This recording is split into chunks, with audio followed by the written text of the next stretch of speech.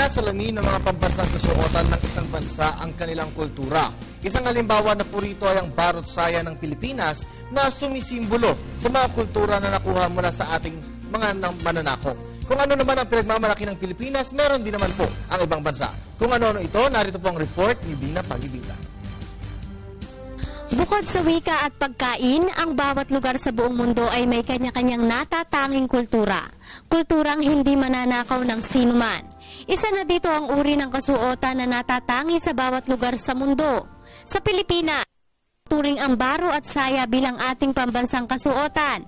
At sa paglipas ng panahon, hindi na lamang tao ang nagsusuot nito dahil nauso na rin ang mga manikang nakasuot ng traditional costumes.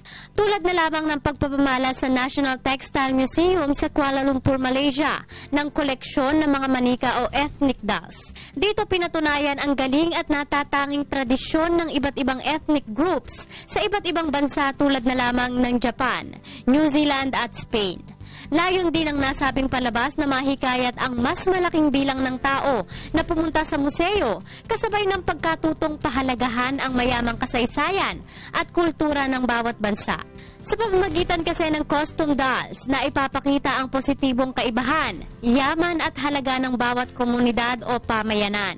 Laruan man o koleksyon sa maraming tao ang costume dolls, higit sanang makita ang totoong halaga nito sa bawat isa. Ang ipagmalaki ang lahi at kultura mo, gayon din ang maging bukas sa kultura ng ibang tao.